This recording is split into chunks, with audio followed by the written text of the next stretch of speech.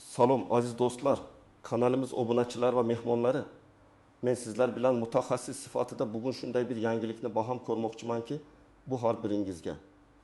Ayniqsa pensionerlarga va pensiya yoshiga yaqinlashayotganlarga bevosita ta'sir qiladi.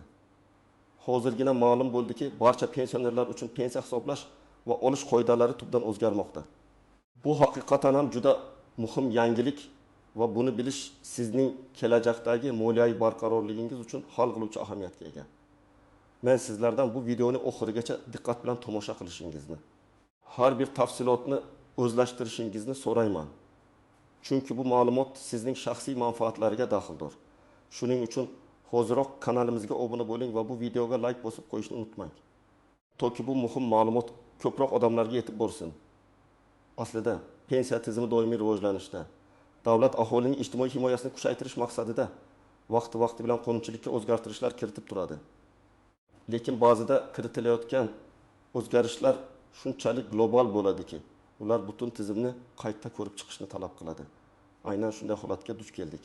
Avvallari bizning pensiya tizimimizda ba'zi murakkabliklar, ba'zi tushunarsiz joylar bor edi. Masalan, ish stajini hisoblash, turli davrlardagi daromadlarni indeksatsiya qilish, xorijda ishlagan fuqarolarning mehnat stajini tan olish kabi masalalarda ba'zi muammolar yuzaga kelardi. Bu esa pensionerlar uchun ortiqcha ovoragarchilik va haqsizlik holatlarini keltirib chiqarishi mumkin edi. Pensiya miqdorini hisoblashda ba'zi formulalar eskicha yondashuvlarga asoslangan bo'lib, ular zamonaviy iqtisodiy sharoitlarga to'liq mos kelmasdi. Natijada bir xil mehnat staji va daromadga ega bo'lgan fuqarolar o'rtasida pensiya miqdorida sezilarli farqlar yuzaga kelishi mumkin edi. Bu esa adolatsizlik tuyg'usini uyg'otardi. Bundan tashqari turli sohalarda ishlagan fuqarolarning pensiya ta'minotida ham ba'zi tafovutlar mavjud edi. Ba'zi imtiyozli pensiyalar tizimi ham o'ziga xos muammolarni keltirib chiqarardi. Eng asosiysi, pensiya tizimining shaffoflik darajasi yetarli emas edi. Bu esa aholi orasida ishonchsizlikni keltirib chiqarardi. Endi esa nimalar o'zgardi? Davlatimiz tomonidan pensiya ta'minoti qonunchiligiga kiritilgan yangi o'zgartirishlar bir necha asosiy maqsadni ko'zlaydi. Birinchidan, pensiya tizimini soddalashtirish va shaffoflikni oshirish. Ikkinchidan, pensiyalarni hisoblashda adolatni ta'minlash va uchinchi navbatda, xususan, ijtimoiy himoyaga muhtoj qatlamlarni qo'llab-quvvatlash. Eng muhim o'zgarishlardan biri bu pensiya miqdorini hisoblash usulining tubdan qayta ko'rib chiqilganligidir. Ilgari pensiya miqdori oxirgi ishlagan 5 yilning oylik ish haqi miqdori yoki istalgan 5 yilning ish haqi miqdori asosida hisoblanardi. Bu esa ba'zi hollarda noroziliklarga sabab bo'lardi. Chunki ba'zi fuqarolar pensiya yoshiga yaqinlashganda daromadlari pasaygan bo'lishi mumkin edi. Endi esa pensiyani hisoblashda butun ish staji davomidagi ish haqi hisobga olinadi va bu summalarning indeksatsiyasi amalga oshiriladi. Bu degani sizning butun mehnat faoliyatingiz davomida olgan daromadingiz pensiya miqdori shakllanishida ishtirok etadi. Faqatgina so'nggi yillardagi emas. Shuningdek, ishsizlik nafaqasi olgan davrlar va bolaga qarab parvarish qilish davrlari ham pensiya stajiga kiritilishi bo'yicha aniq mexanizmlar ishlab chiqildi. Bu qoidalar barcha turdagi pensiyalar, ya'ni yoshga doir, nogironlik va boquvchisini yo'qotganlik pensiyalariga taalluqlidir. Keling, endi bu yangi qoidalarni batafsil ko'rib chiqamiz. Kimlar uchun bu ayniqsa muhim va kimlar xavotirlanishi shart emasligini tushunishga harakat qilamiz. Birinchi navbatda bu o'zgarishlar bugungi kunda pensiya olib turgan barcha pensionerlarga ta'sir qiladi.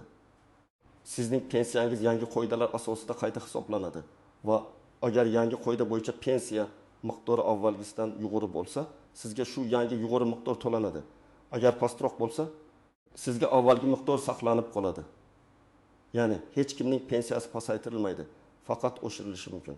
Bu juda muhim kafolatdir. Misol uchun tasavvur qiling, 7000 yoshli Omon aka sobiq zavod ishchisi. U 35 yillik mehnat stajiga ega.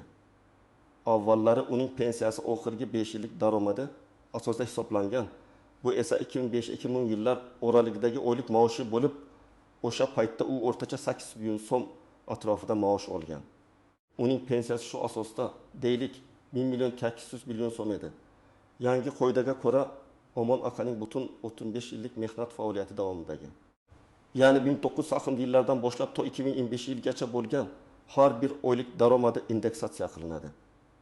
Ehtimol u o'z faoliyatining boshida ko'proq daromad olgan yoki ma'lum davrlarda yuqori lavozimlarda ishlagan bo'lishi mumkin. Yangi formula orqali uning haqiqiy mehnatiga munosibroq bo'lgan yangi pensiya miqdori, masalan 200 ming so'm bo'lib chiqishi mumkin. Bu holda Omon akaning pensiyasi avtomatik ravishda 300 ming so'mga oshiriladi. Ikkinchi toifa, bu yaqin orada pensiyaga chiqishni rejalashtirayotgan fuqarolar. Sizlar uchun bu o'zgarishlar yanada katta ahamiyatga ega.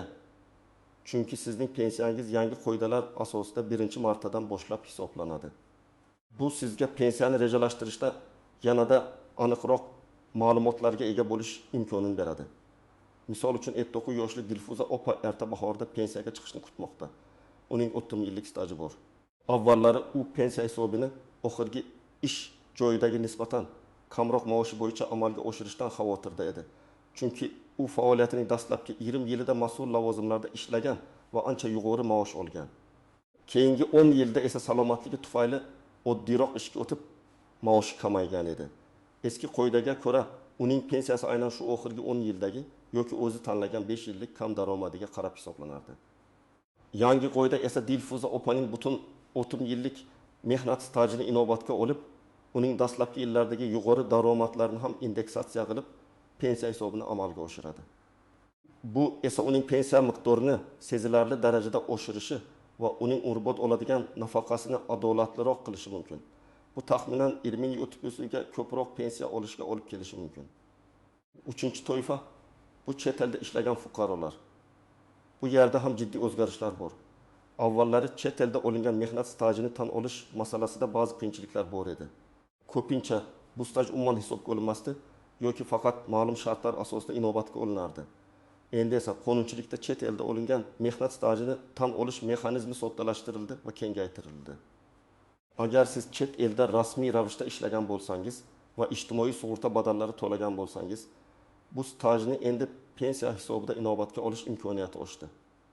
Misol uchun 55 yoshli G'ani akaga qarang.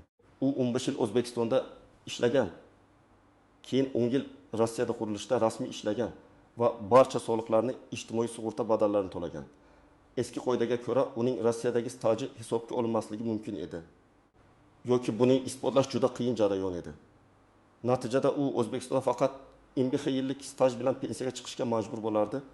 Bu esa pensiya miqdorini kamaytirardi. Endi esa yangi tartibga binoan G'ani aka Rossiyadan tegishli hujjatlarni, ish staji haqidagi ma'lumotnoma, to'langan badallar haqidagi hujjatlar taqdim etib, o'zining Rossiyadagi 10 yillik stajini ham O'zbekistondagi stajiga qo'shishi mumkin. Bu esa uning umumiy stajini 25 yilga yetkazib, pensiya miqdorini sezilarli darajada oshiradi. Masalan, 25 yillik staj bilan u 1500 ming so'm pensiya olishi mumkin bo'lsa, 25 yillik staj bilan bu miqdor 2200 ming so'mga yetishi mumkin. To'rtinchi toifa, bu rasmiy ish staji yetarli bo'lmagan fuqarolar. Yangi qoidalar ba'zi ijtimoiy davrlarni, masalan, ishsizlik nafaqasi olgan davrlar yoki bolaga qarash ta'tillarni pensiya stajiga kiritish imkoniyatini kengaytirdi. Bu ayniqsa ayollar va turli sabablarga ko'ra ish joyini yo'qotgan shaxslar uchun juda muhimdir. Misol uchun 58 yoshli Xosiyat opani ko'raylik. U 18 yil rasmiy ishlagan, lekin keyin 2 farzandi tug'ilgandan so'ng ularga qarab 6 yil uyda o'tirgan. Avvallari bu 6 yil uning pensiya stajiga kiritilmasdi va u 19 yillik staj bilan pensiyaga chiqishga majbur bo'lardi. Bu esa minimal pensiyadan sal ko'proq bo'lishi mumkin edi. Endi esa yangi qoidalar Xosiyat opaning har bir farzandiga 30 yildan jami 6 yil bolaga qarash davrini pensiya stajiga kiritish imkonini beradi. Natijada uning staji 12 yildan 24 yilga oshadi. Bu esa uning pensiya miqdorini sezilarli darajada, deylik, 1 yil 600 ming so'mdan 1 million 907 ming so'mga oshirishi mumkin. Kimlar xavotirlanishi shart emas. Asosan pensiyasi yuqorida aytib o'tilgan qayta hisoblashdan so'ng pasaymaydi. Shu sababli, agar sizning pensiyangiz yangi qoidalar asosida pastroq chiqsa ham, siz avvalgi yuqori pensiyani olishda davom etasiz. Demak, hech kim moddiy jihatdan zarar ko'rmaydi. Bu o'zgarishlar faqat yaxshi tomonga ta'sir qiladi. Endi esa keling, qoidalardagi istisnolarni, ba'zi nozik jihatlarni va e'tibordan chetda qolishi mumkin bo'lgan muhim nuanslarni ko'rib chiqaylik.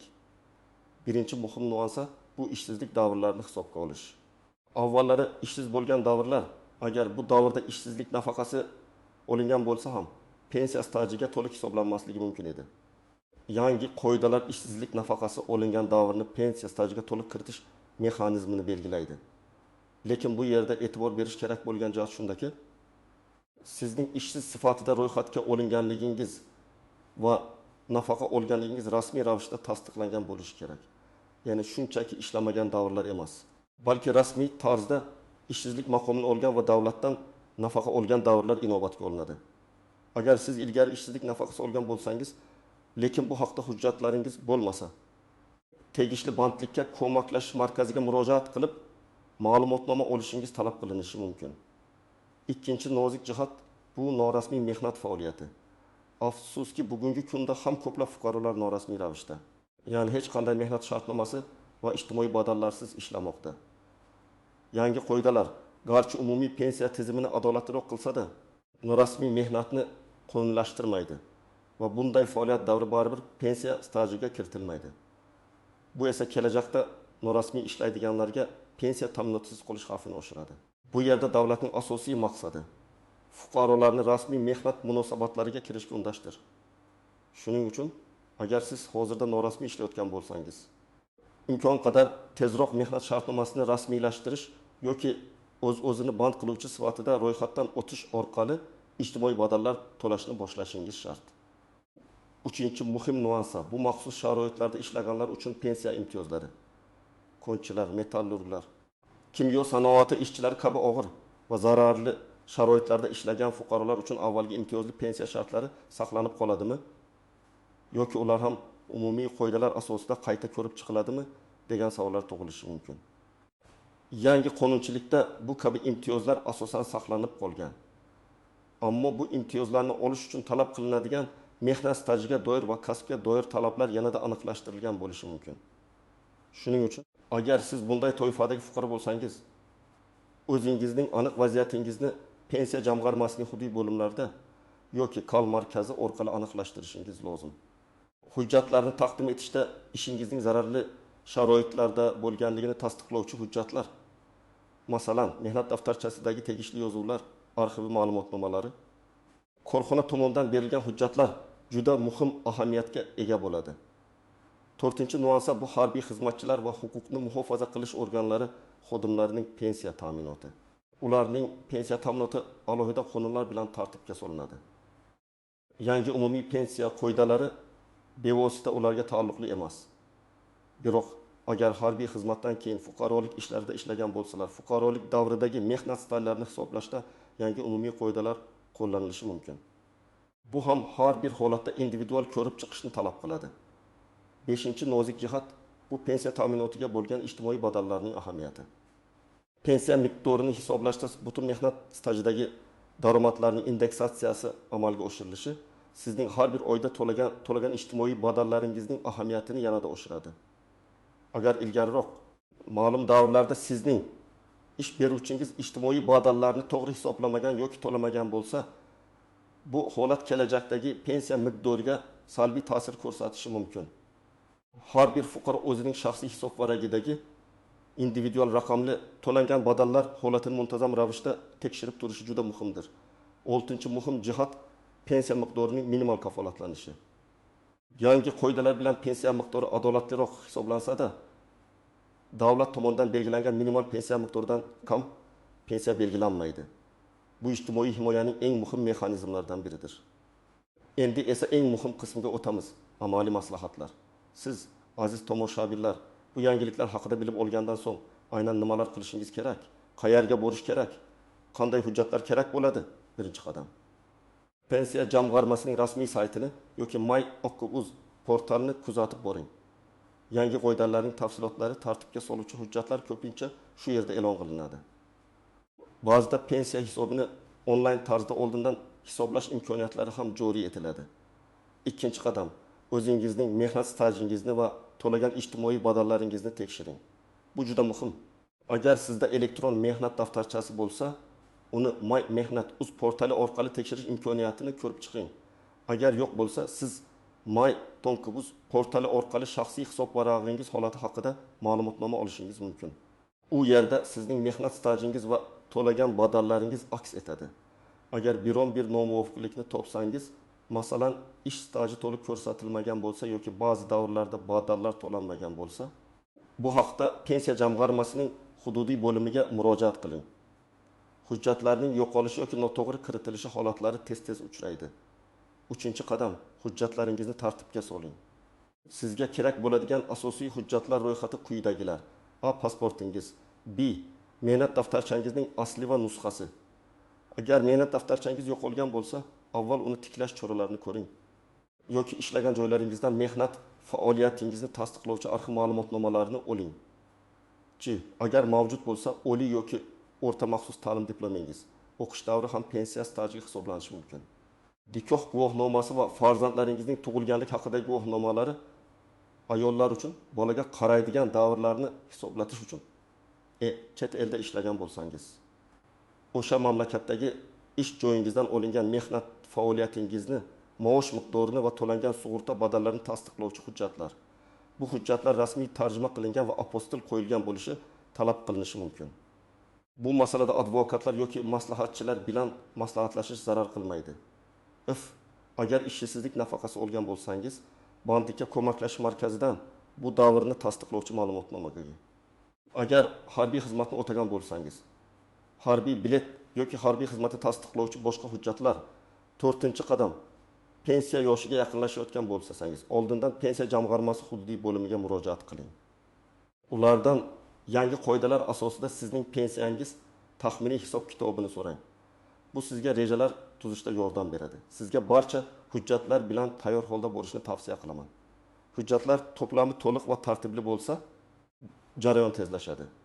5-qadam, agar sizda biron bir savol yoki tushunmovchilik bo'lsa, pensiya jamg'armasining ishonch telefoniga, call center qo'ng'iroq qiling yoki bevosita mutaxassislar bilan yuzma-yuz maslahatlashing. Ulardan barcha savollaringizga aniq va batafsil javob olishingiz mumkin. Ularning mutaxassislari sizga vaziyatingizni tushuntirish va kerakli maslahatlarni berish uchun doimo tayyor. Hatto bitta kichik tushunmovchilik ham sizning pensiya miqdoringizga katta ta'sir ko'rsatishi mumkinligini unutmang. 6-qadam, pensiyangizni qayta hisoblash bo'yicha ariza yozish. Agar siz allaqachon pensioner bo'lsangiz va yangi qoidalar asosida pensiyangizni qayta hisoblatishni istasangiz, pensiya jamg'armasining hududiy bo'limiga ariza bilan murojaat qiling. Ba'zi hollarda bu avtomatik ravishda amalga oshirilishi mumkin, lekin ko'pchilik hollarda shaxsiy murojaat talab qilinadi. Arizada sizning shaxsiy ma'lumotlaringiz, avvalgi pensiya tayinlash to'g'risidagi ma'lumotlar va yangi qoidalar asosida qayta hisoblashni so'rashingiz yoziladi. Mutaxassislar sizning arizangizni ko'rib chiqib, hujjatlaringizni tekshiradilar va qonunchilikda belgilangan muddatlarda qayta hisoblashni amalga oshiradilar. Xulosa qilib aytganda, aziz do'stlar, bu o'zgarishlar pensiya tizimini adolatliroq, shaffofroq va aholining ijtimoiy himoyasini kuchaytiruvchi mexanizmga aylantirishga qaratilgan. Bu har bir fuqaroning mehnatiga munosib pensiya olish huquqini ta'minlashga xizmat qiladi. Unutmang, sizning pensiyangiz pasaytirilmaydi. Faqat oshirilishi mumkin. Sizdan talab qilinadigan faol bo'lish, o'z huquqlaringizni bilish va kerakli choralarni ko'rish. Umid qilamanki, bu ma'lumotlar siz uchun juda foydali bo'ldi. Bu yangiliklar haqida sizning fikringiz qanday? Qanday o'zgarishlarni kutayotgan edingiz? Izohlarda o'z fikrlaringizni yozib qoldiring. Biz har bir kommentariyni diqqat bilan o'qiymiz. Videoga like bosishni va kanalimizga obuna bo'lishni unutmang. Toki siz har doim eng dolzarb va foydali ma'lumotlardan xabardor bo'ling. Keyingi videolarda ko'rishguncha o'zingizni asrang.